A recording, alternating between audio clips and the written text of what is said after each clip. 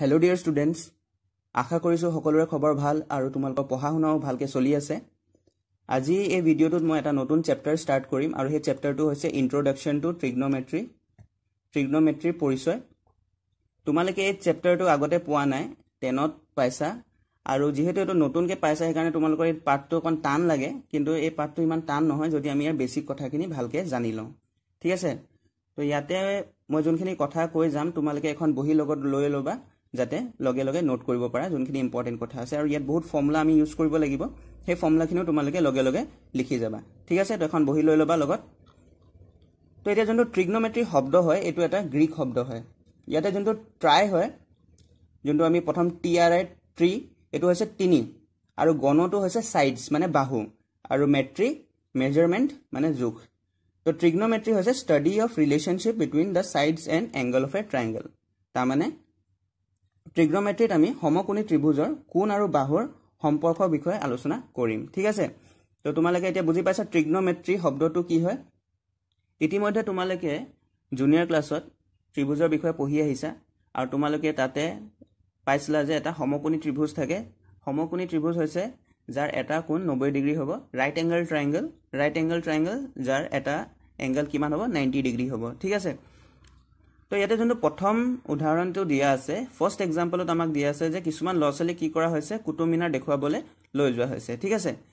তাৰে এটা ছাত্ৰই কি কৰি আছে কুতুব মিনাৰৰ একদম টপত চাই আছে, একদম শীৰ্ষলে চাই আছে। এতিয়া ইয়াতে আমি এটা সমকোণী ত্ৰিভুজ কল্পনা কৰিব পাৰো, ৰাইট এংগল ট্ৰায়াঙ্গল ইয়াতে আমি এটা কনসিডাৰ কৰিব পাৰো, তোমালোকে পিকচাৰটো চালে গম পাবা।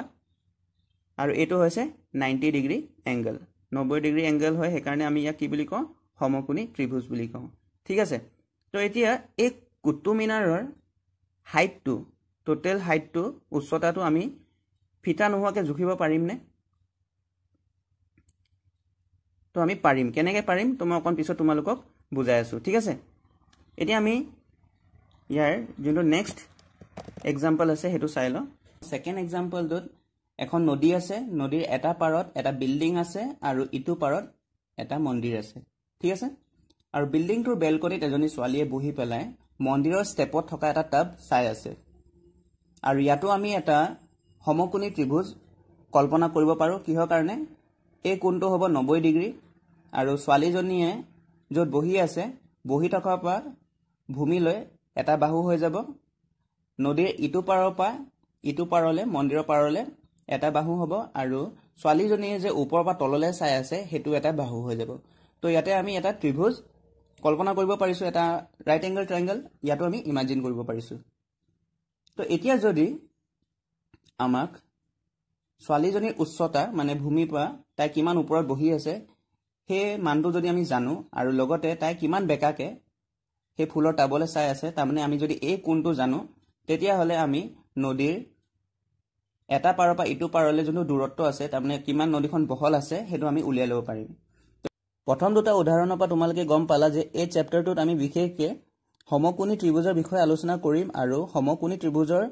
বাহু আৰু কোণৰ মাজৰ কিছুমান এনেকুৱা সম্পৰ্ক আছে যোনবিলাক জানি ল'লে আমি এনে ধৰণৰ প্ৰশ্নৰ উত্তৰ উলিয়াব পাৰিম। ঠিক আছে, তো এতিয়া আমাৰ যোনটো নেক্সট টপিকটো হৈছে সেইটো হৈছে ট্ৰিগনোমেট্ৰিক অনুপাত, ট্ৰিগনোমেট্ৰিক ৰেচিঅ'। ঠিক আছে, তো এইটো আমি এবাৰ এইটো চাই লওঁ। ট্ৰিগনোমেট্ৰিক অনুপাত পঢ়া আগতে আমি এবাৰ সমকোণী ত্ৰিভুজ চাই লওঁ। এ বি চি এটা সমকোণী ত্ৰিভুজ হয়, আৰু ইয়াতে এংগল বি টো 90 ডিগ্ৰী হ'ব, আৰু এংগল এ আৰু এংগল চি সূক্ষ্ম কোণ হ'ব, একিউট এংগল হ'ব। তো সূক্ষ্ম কোণ মানে তোমালোকে জানা যোনবিলাক কোণ 90 ডিগ্ৰীতকৈ সৰু হয়। ঠিক আছে, এতিয়া এটা ত্ৰিভুজ যোনটোৰ এটা কোণ 90 ডিগ্ৰী হয়, তাৰ যোনটো দীঘল বাহু থাকে, আটাইতকৈ যোনটো লংগেষ্ট সাইড থাকে তাক আমি হাইপোটেনিয়াছ বুলি কওঁ, আৰু অসমীয়াত হ'ব এইটো অতিভুজ বা কৰ্ণ। ঠিক আছে, তো এ আৰু চি এইটো কি হৈ যাব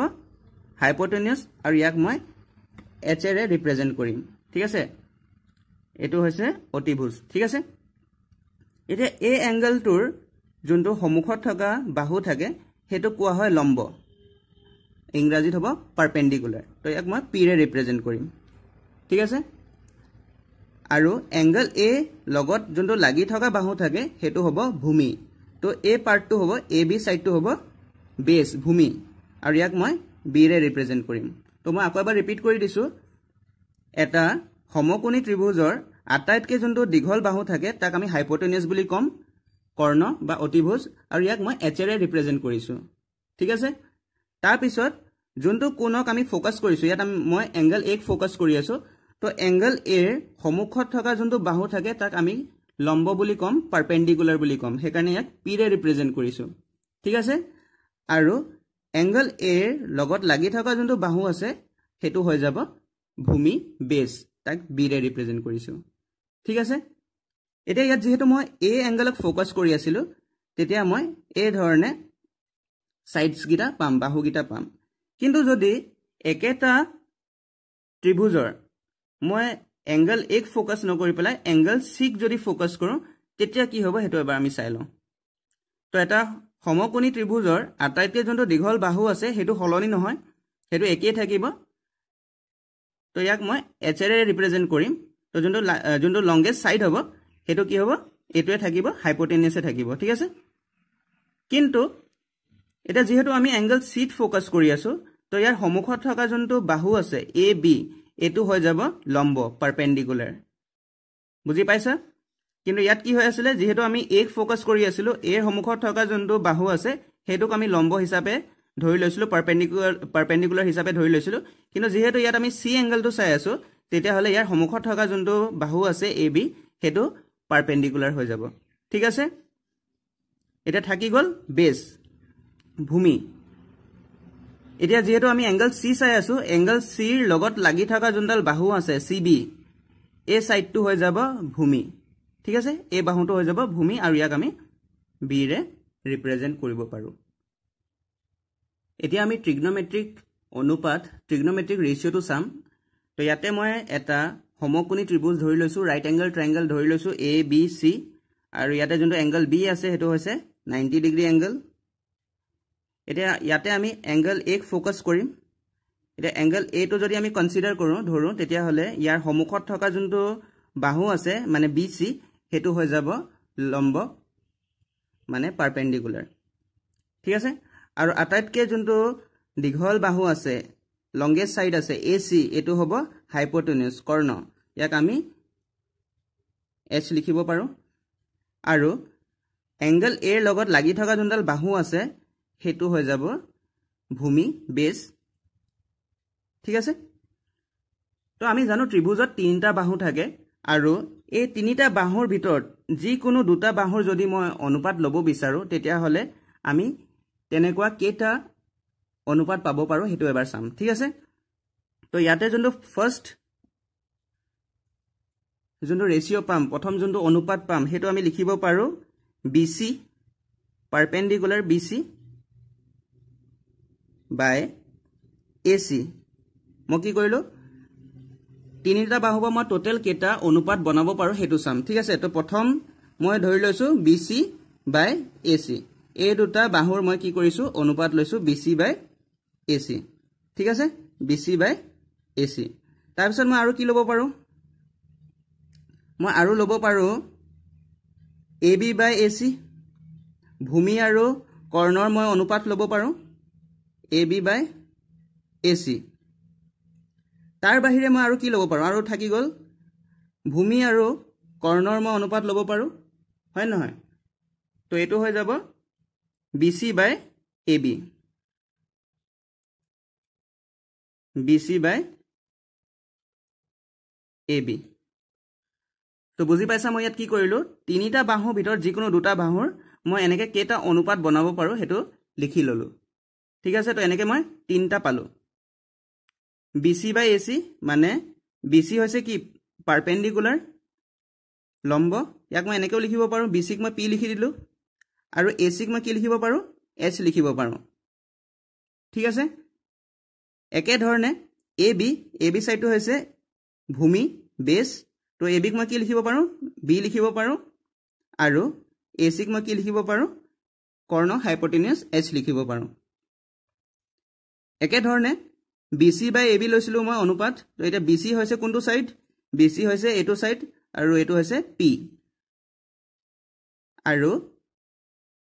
এ বি হৈছে ভূমি বেছ বি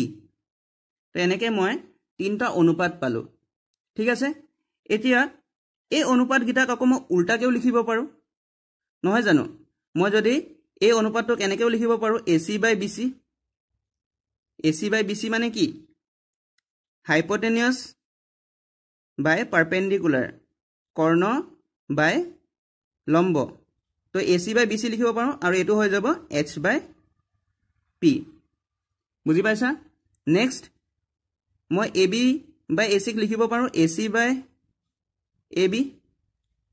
আৰু হেতু হৈ যাব H by B মানে জাস্ট মই কি কৰিছো যোনকিটা অনুপাত মই পালো তাক উল্টা কৰি দিছো ঠিক আছে তো এটো হৈ যাব H by B ঠিক আছে তাৰ পিছত BC by AB ক মই লিখিব পাৰো AB by BC জাস্ট উল্টা কৰি দিছো তো ইয়াক লিখিব পাৰো B by P তো এটা ত্ৰিভুজৰ বাহু কিটাৰ টোটাল আমি 6টা অনুপাত উলিয়াব পাৰো ঠিক আছে কথাটো বুজি পাইছা আৰু এইখিনি অনুপাতে আমি ব্যৱহাৰ কৰিব লাগিব এতিয়া আমি যোনটো প্ৰথম অনুপাত পালো আৰু এই অনুপাতটোৰ মতে কি আছিল BC by AC তাৰ মানে লম্ব বাই কৰ্ণ তাৰ মানে পাৰপেন্ডিকুলাৰ বাই হাইপোটেনিউস এটোৰ নাম হৈছে সাইন সেইকাৰণে ইয়াতে মই লিখিলো sine angle A equal to BC by AC তো ইয়াক আমি লিখিব পাৰো P by H তো সাইন মানে হৈছে perpendicular by hypotenuse P by H লম্ব বাই কর্ণ তো এটো মনত ৰাখিবা ঠিক আছে তাৰ পিছত যোনটো সেকেন্ড অনুপাত আছে AB by AC ইয়াত আমি কি লৈছিলো ভূমি AB হৈছে ভূমি AB by AC হাইপোটেনিউস তাৰ মানে B by H তো ইয়াক লিখিব পাৰো আমি cosine angle A equal two AB by AC তাৰ মানে ভূমি বাই কৰ্ণ বেস বাই হাইপোটেনিউস তাৰ পিছত যোনটো 3 নম্বৰৰ অনুপাত আছে তাৰ মানে BC by AB A BC কোনটো আছিল BC আছিল পারপেন্ডিকুলার টু P আৰু AB আছিল ভূমি বেস তো এটো কোৱা হয় টেনজেন্ট কি বুলি কোৱা হয় টেনজেন্ট এটা এৰ টেনজেন্ট বুলি যদি কোৱা হয় তাৰ মানে আমি বুজি পাম পাৰপেন্ডিকুলাৰ বাই বেস ঠিক আছে লম্ব বাই ভূমি আৰু ইয়াক আমি লিখিব পাৰো BC বাই AB BC টো হৈছে পাৰপেন্ডিকুলাৰ আৰু AB টো হৈছে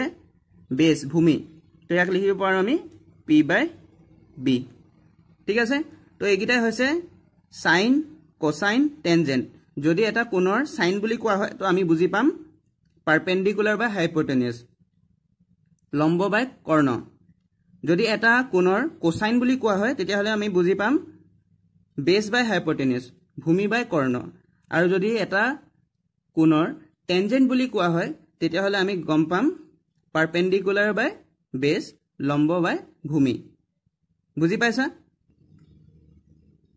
এটা প্ৰথম তিনটা অনুপাত আমি চালো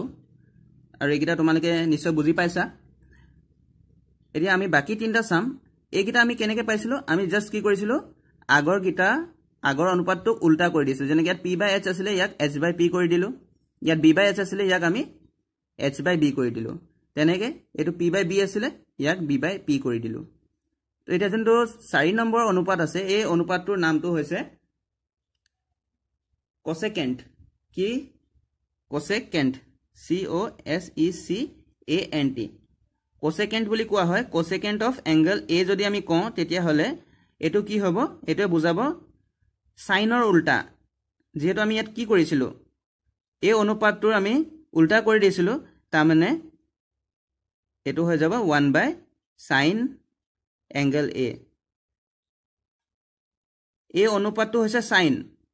আৰু এটো হৈছে সাইনৰ উল্টা তো সেই কাৰণে কোসেকেন্ট হৈছে সাইনৰ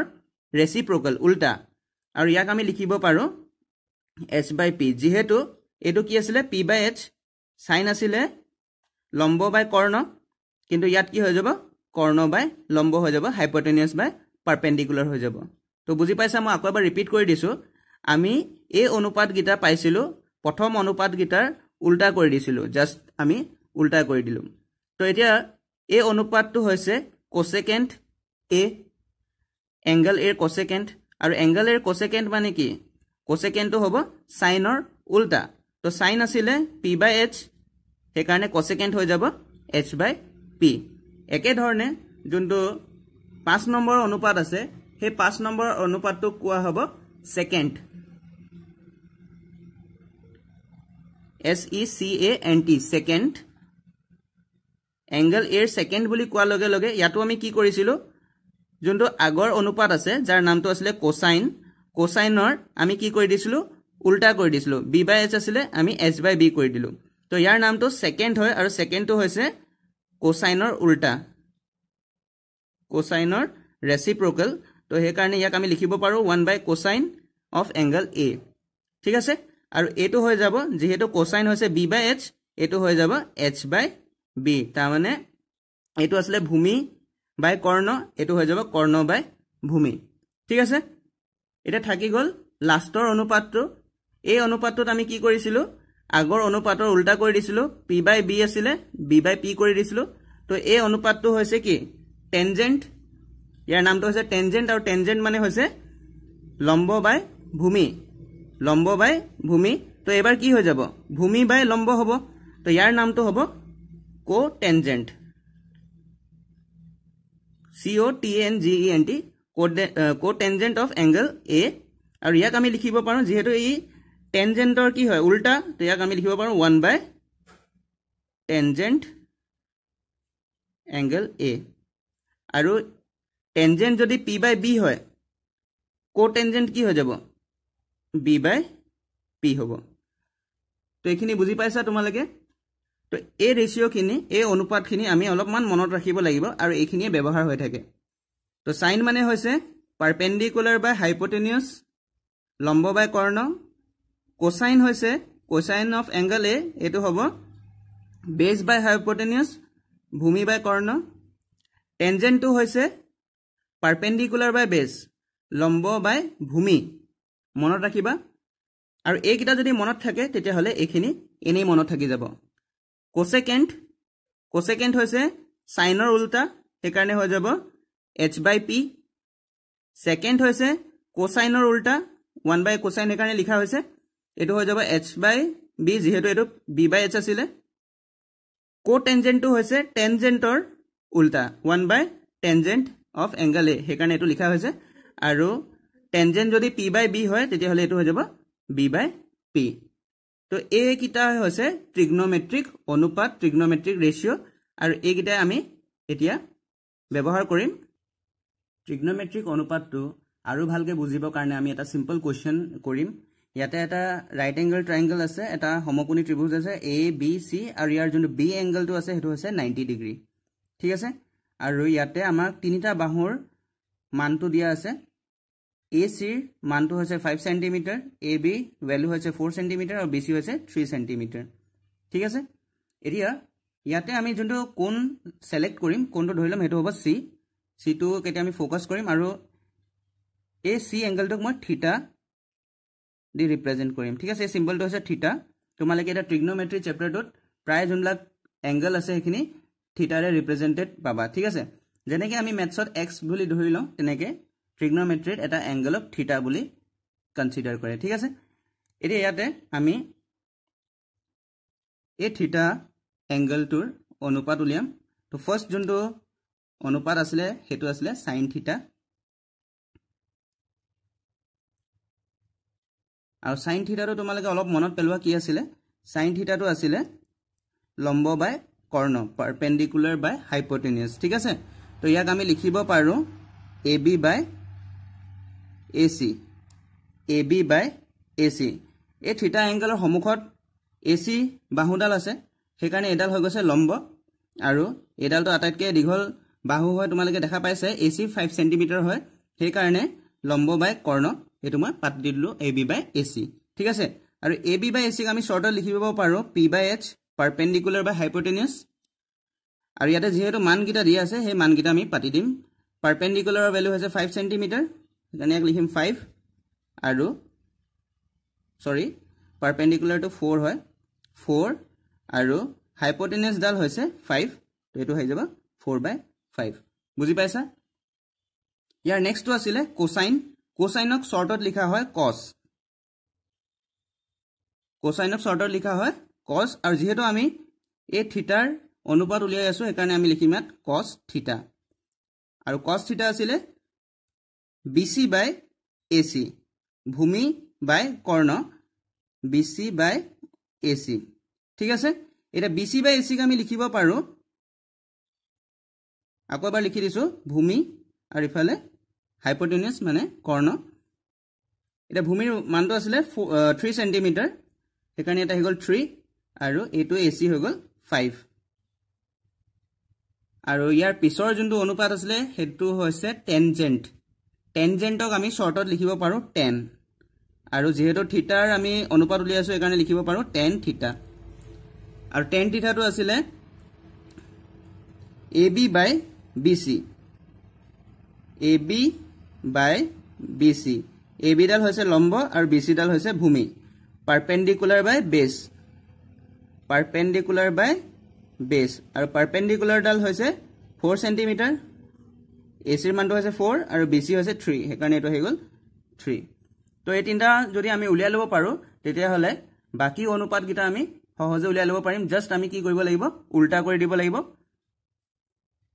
সাইনৰ উল্টা কি আছিল সাইনৰ উল্টা আছিল কোসেকেন্ট আৰু কোসেকেন্টক আমি শৰ্টত লিখিব পাৰো কোসেক থিটা এতিয়া হ'ব সাইনৰ উল্টা তাৰমানে 4 টো তললৈ যাবগে 5 টো ওপৰলৈ আহি যাব এটো হৈ যাব 5/4 বুজি পাইছা জাস্ট কি কৰিলো কোসেক থিটা সাইনৰ উল্টা হয় সেই কাৰণে 4/5 ক লিখি দিলো 5/4 একে ধৰণে cos থিটাৰ উল্টা হয় সেকেন্ডক আমি শৰ্টত লিখিব পাৰো sec আৰু যেহেতু থিটা এংগলৰ অনুপাত উলিয়াই আছো ৰেশিও উলিয়াই আছো এই কাৰণে ইয়াত আহি গল থিটা 5 টো ওপৰত যাব 3 টো তললৈ আহিব তাৰমানে 5/3 ঠিক আছে টেনজেন্টৰ উল্টা আছিল কোটেনজেন্ট আৰু তাক শৰ্টত আমি লিখিব পাৰো cot থিটা ইকুৱেল টু হৈ যাব 3/4 3 ওপৰলৈ গল 4 তললৈ নামি গল তো এইগিটা হৈছে ট্ৰিগনোমেট্ৰিক ৰেশিও ট্ৰিগনোমেট্ৰিক অনুপাত তোমালোকে এতিয়া বুজি পাইছা এখিনি লিখি লবা ধুনিয়াকে আৰু এই কথাখিনি মনত ৰাখিব লাগিব যে sin থিটা মানে হৈছে perpendicular by hypotenuse p/h লম্ব বাই কৰ্ণ cos থিটা হৈছে base by hypotenuse b/h ভূমি বাই কৰ্ণ tan থিটা হৈছে perpendicular by base লম্ব বাই ভূমি p/b এইকিটা যদি মনত ৰাখা তাৰ পিছত আমি বাকি অনুপাত গিটাত কি কৰিলে হল জাস্ট উল্টা কৰি দিলে হল তো এয়া আছিল ট্ৰিগনোমেট্ৰিক ৰেশিও আৰু এতিয়া এই ট্ৰিগনোমেট্ৰিক ৰেশিও ব্যৱহাৰ কৰি পেলাই আমি কিছুমান প্ৰশ্ন কৰিব লাগিব এখিনি মই নেক্সট ভিডিঅত দিম